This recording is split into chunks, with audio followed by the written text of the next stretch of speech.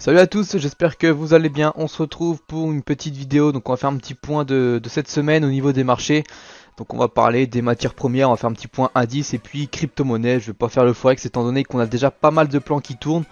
Donc ça sert à rien non plus de se surexposer. Donc voilà, on va plutôt faire la partie voilà, matières premières, indices et crypto. Donc là je suis sur le gold. Donc on va commencer avec les matières premières. Donc sur le gold, qu'est-ce qu'on a? Vous pouvez voir que bon bah, voilà, le gold il range un petit peu là ces derniers jours. Donc vous pouvez voir que on a un support qui a été trouvé donc, sur les 1910-1915. Donc c'est le support des regardez un petit peu en daily, c'est ce support qui correspond donc aux anciens plus hauts qu'on a eu en juin 2021 et vous voyez qu'on a également eu des points de contact en août 2020. Voilà, donc très grosse zone effectivement qui pour l'instant résiste plutôt bien dans le sens d'une tendance moyen terme qui est plutôt, ou même si je dézoome un peu, plutôt long terme, vous voyez qu'elle est quand même haussière, d'accord, donc on reste tout de même dans une belle tendance. Et là vous voyez que clairement on a les 1960 qui ont été rejetés, donc ça correspond bizarrement à cette résistance. Regardez un petit peu comment l'analyse technique fonctionne bien.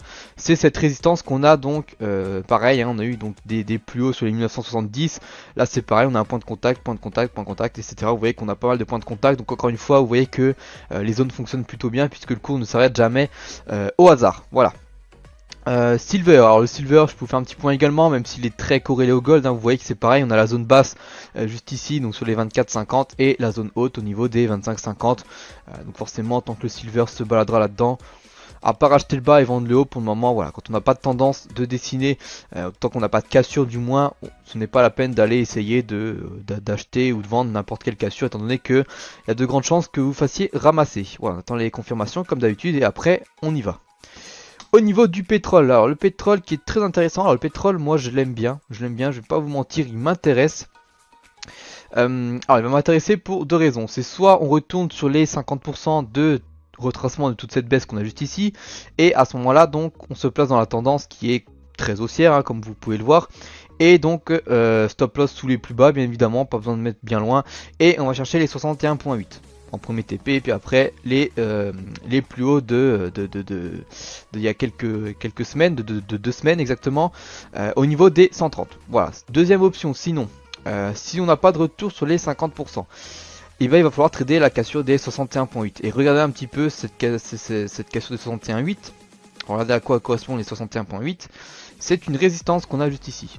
D'accord, vous voyez que on a déjà eu un point de contact à ce niveau-là. On en a eu un autre ici, et si vraiment voilà, si vraiment j'élargis un petit peu ma zone, on peut également compter celui-là. Donc vous voyez qu'on a quand même quelque chose de très intéressant au niveau des 61.8. Donc quel est le plan? Tout simplement c'est voilà, si on vient pas sur les 50%, on achète la cassure des 61.8 et derrière il n'y a plus grand chose à pas aller chercher les anciens plus hauts. Voilà, ce qui peut faire un très beau trade avec un excellent risque-rendement en plus de ça.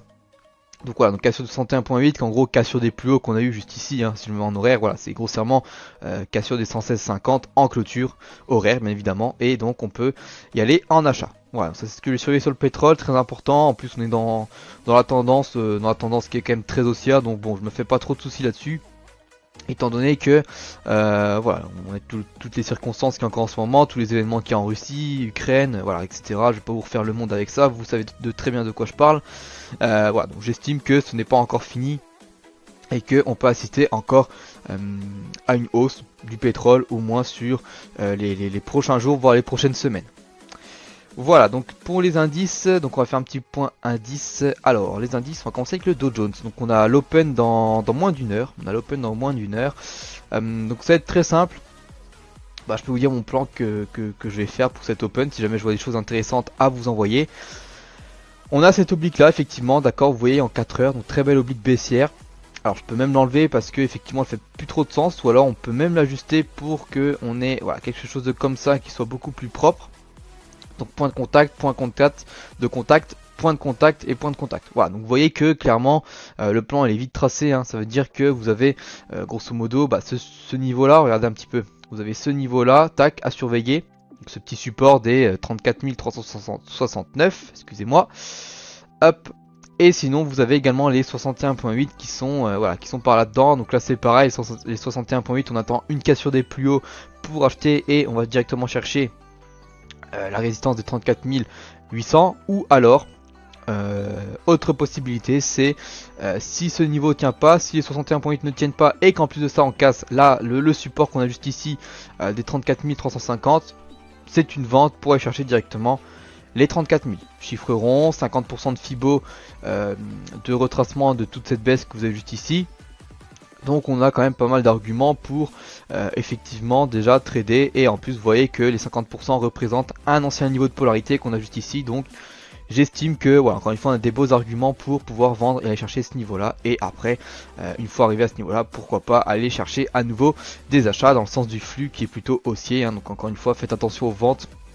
Quand vous avez un énorme flux comme ça, c'est difficile de se mettre contre ce flux. Voilà, donc encore une fois on a tous nos éléments pour cet après-midi.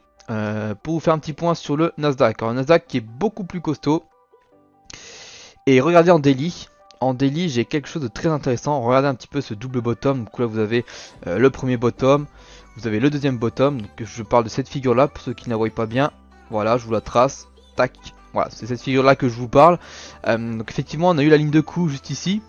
Hop, si j'enlève ça, on a eu la ligne de coup juste ici. Et vous voyez que on a eu la cassure, le pullback. Et là vous voyez que clairement si on clôture comme ça aujourd'hui, le pullback serait validé. Et en plus de ça, donc on a un niveau, regardez les 38.2 de Fibo. Le Nasdaq je trouve très propre en ce moment.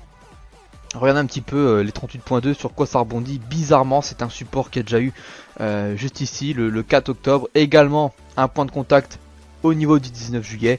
Donc là encore une fois vous voyez qu'on a tous les éléments pour justement rentrer en achat et donc valider ce double bottom. Voilà, c'est ce que je vais surveiller pour l'open. Alors idéalement pour entrer en achat, il faudrait qu'on casse les plus hauts quand même, pour pas que derrière on se fasse, voilà, si on achète maintenant et qu'il y a les plus hauts qui font office de résistance, on se retrouve un petit peu comme des, voilà, vous connaissez la suite, hein. Mais voilà, donc on fait attention tout de même, mais voilà, faites attention. Donc on surveille ce niveau là. Donc idéalement on achète ici, ou alors on achète la cassure juste ici des 14 700, et si jamais ça ne tient pas les 38.2 comme le Dow Jones, on vendra ça pour aller chercher alors déjà les 14 000 à aller chercher, puis ensuite il y a les 13 700, vous le savez, qui font office de support. Voilà, donc vous avez à peu près tous les plans pour les indices de cet après-midi concernant l'open, d'accord. Donc l'open qui a lieu à 14h30, hein, faites attention, c'est pas 15h30 comme je peux voir un petit peu partout, hein. Les US ont changé d'heure avant nous. Pour nous ce sera ce week-end, donc la semaine prochaine on reprendra donc à 15h30. Voilà, donc faites attention, petite parenthèse là-dessus. Concernant le DAX, alors le DAX il est clairement en range. Regardez un petit peu, le range il est tout tracé. Vous avez comme ceci, hop, tac, voilà, le range il est tracé, rien de plus, rien de moins. Que je pourrais ajuster comme ça, voilà, qu'on ait plus de points de contact. Donc vous avez le bas du range qui est juste ici, d'accord. Alors je pourrais même prendre ces points de contact histoire qu'on en a un peu plus. Donc vous avez le bas de range qui est juste ici, 14 200, 14 230.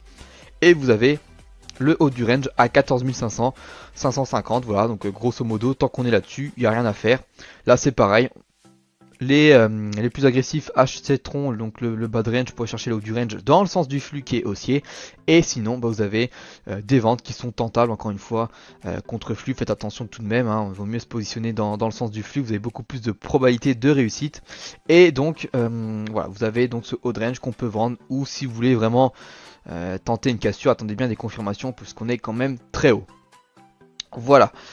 Allez, pour finir les crypto-monnaies, je vous fais rapidement un tour. Donc on a le BTC. Alors, le BTC, voilà, bon, ça stagne toujours, il n'y a pas grand chose à faire pour le moment.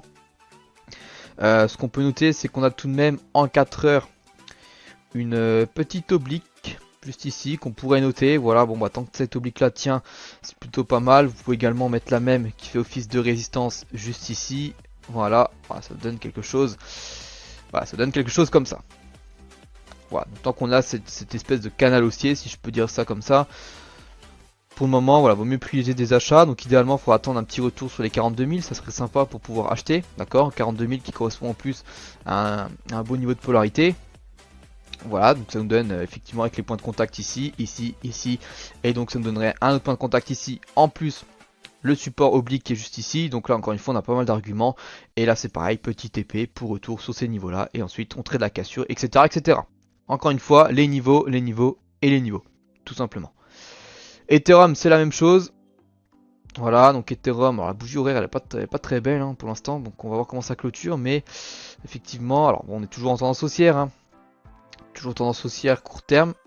Donc là c'est pareil, on peut tracer notre petite oblique comme ceci, hop, vous pouvez la reporter, voilà, un peu moins belle sur les termes, un peu moins belle, voilà, donc effectivement, bon, il n'y a pas trop de points de contact, mais là, voilà, vous avez encore une fois une idée, donc encore une fois, voilà, tant que ça tient, bah, on achète, hein, si ça casse, comme ceci, bah, on vend tout simplement, puis on va chercher un retour sur sur ce niveau-là, donc c'est les 2950, voilà, comme ceci, tac. Vous avez encore une fois un très beau support, et puis etc jusqu'à retourner sur notre gros niveau daily qui sont les 2700.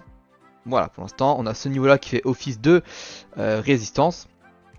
Donc pour le moment, tant que ça casse pas, bah on n'achète pas tout simplement. Voilà. Et bah écoutez, je pense avoir fait à peu près le tour. Donc si vous avez des questions, bah comme d'habitude, vous n'hésitez surtout pas. Et moi, si j'ai quelque chose d'intéressant, bah je vous envoie un signal pour l'Open US. Allez, très bonne après-midi à tous et à toutes, et je vous dis à plus tard. Ciao ciao.